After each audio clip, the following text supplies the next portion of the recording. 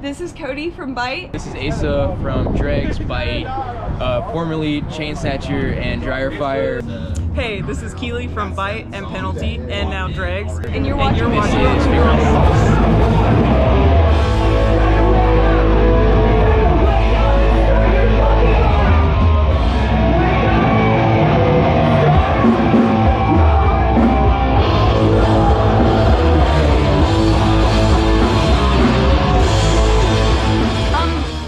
bittersweet. I am really sad that the project is ending. At the same time, we're so glad we're ending where we are because we are so proud of everything that we've put out.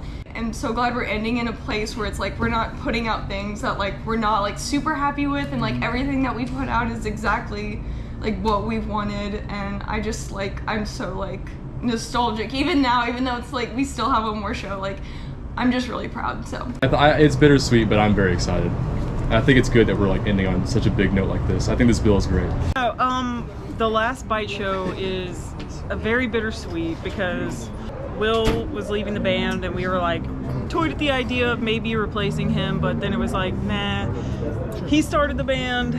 Nobody can really fill Will's shoes. Not that there aren't other good drummers, but it just kind of was like the unspoken agreeance with all of us. But then on the flip, I'm really, really proud of what we have done. We've been around like a year actively. Played a lot of really sick shows, put out a little EP and then 2 other songs just to top it off. Sad that it's going, happy with what we did. We haven't practiced in like a month and a half, 2 months maybe. I think we all just kind of agreed to just have fun with it and just chill and then like just rock. I mean, there's a time to move around, there's time to move around, and this is it. And I mean, there's a lot of movement, a lot of people, kids moshing, a lot of people I haven't seen before, which is great, and which is like, I don't know, a sign of a healthy scene, I think. It's kind of exceeded my expectations because this was like just supposed to be a fun thing. Like we're all playing just hardcore together because I'm in like only metalcore bands, and so I really was excited to play in a hardcore band. But like we did a tour with security footage that was dope. We got to put out merch, we did like physicals, we released 2 different releases. It kind of just exceeded my expectations. So Springfield is where I got like introduced to hardcore, so a part of me is always gonna have like a very like special place in my heart for Springfield.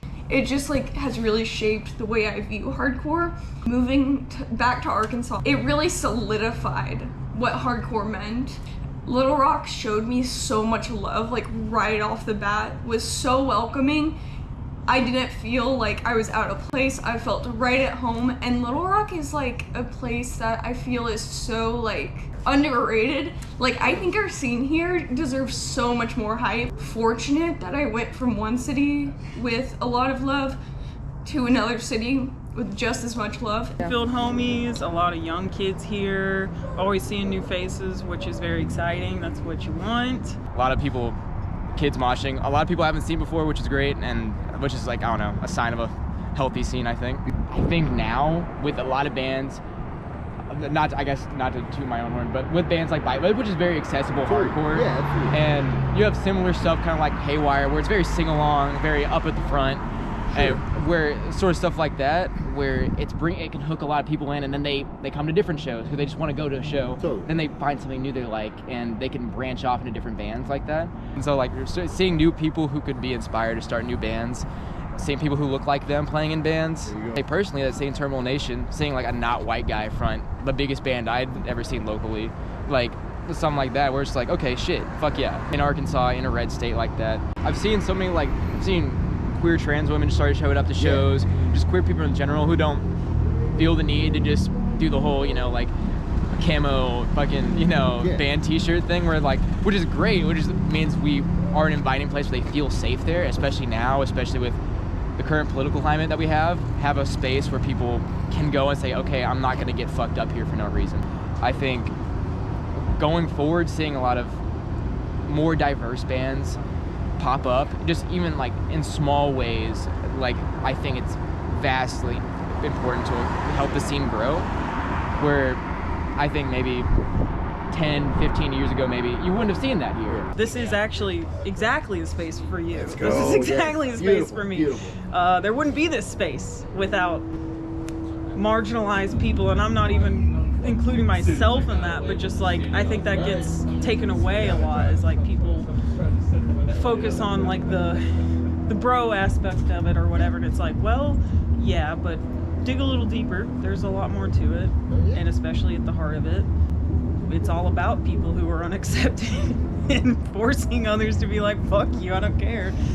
I'm making my own acceptance. There's a part of me that's like, why should we have to say we're female fronted? Like, we're just a band, you know? But also at the same time, we are as progressive as we like to sometimes think our society is. We are not as progressive as I think we need to be. And to give bands that have female or AFAB or like women musicians or vocalists in them, we need, I do think it's important to like platform that, because like, you know, there's a lot of scenes where you go to a hardcore show and typically what you're gonna see is you're gonna see a full show and it's all gonna be dudes up there, which is sick as fuck, like love that. But at the same time, it's like, you know, women, I think in any male-dominated space, it's hard because you have to constantly prove yourself. You have to like, scenes where it's like, are you hardcore enough because you're a girl? Or they'll assume like, oh, who are you with? Like, who's your boyfriend going to this show? And it's like, no, I'm here because I want to be here, you know? And so it's a thing where I do think right now it is important to like uplift the voices of women in our scenes, and I would love for there to be a time where it's like we don't feel that we have to do that, and we don't have to refer to like bands as female fronted or women led or anything. But I do think right now, because there's still like people going out there and objectifying women or testing them or, you know, looking them up and down to see if they're like worthy of being a part of this. And this isn't just in hardcore either, this is like everywhere. I do think it is important to be like, hey, this is a band with a female voice and we should listen to what the fuck they have to say. Well, Tiger Style first show, so nobody really knew what to expect with them. I'm really also excited about Tiger Style starting. Waka Flocka, but like Waka Flocka, but with like with in riff form. 808, yeah. Exactly. They did fantastic. They killed it. Peach Blush, we've seen them, but they're also like such a fun addition to a moshier show or whatever, where if you don't necessarily want to do that, you could still feel like you're part of this scene, this community or whatever, and like in it. I love Peach Blush so much. We like played in our basement and we all got along so well. And so it's like kind of like a weird like moment to be like, oh, now I get to play with you guys. And you guys are also like now my friends and everything. And then Passion, like, is like a ton of my friends from Springfield. Great band, like genuinely some of the best people in the entire world are in that band. Passion from Springfield, they're our fucking sister scene basically. I'm a huge like Death Rattle fan, so like and they're already like killing it. Oh, yeah. Like there's no question about that. So I'm just really excited to see how they evolve. Oh, yeah. And I think everything. they have a lot of huge upside. I think there's a lot of potential there. There's so much potential, and if they're like already this good, it's like I'm so excited like a year from now to see what they're like putting out and doing. Like I think that band can go so far. I mean, everybody already knows Death Rattle, the goats. Yeah, we've been hearing Death Rattle lots tonight. Let's go. Yeah. My dudes, my homies, but also I respect them immensely as musicians, and I feel like they're doing a lot for this scene, and they're gonna do a lot for this scene. Be whatever you weren't allowed to be in fucking Bryant or Benton or fucking Little Rock or where the fuck. You're fine. This whole state sucks, but we have somewhere that doesn't suck, and we can make it good. Reach out and support nonprofits as well, and just generally your trans, immigrant, everything, homies. Shit's fucking rough. Do not be afraid to start a band if you're a girl. You're gonna be badass. Listen to women, regardless of your gender or anything. Start a project, get involved. You are hardcore enough if you give a fuck. That's what I want to say. Bittersweet, but I think it's a good send off for Bite. So.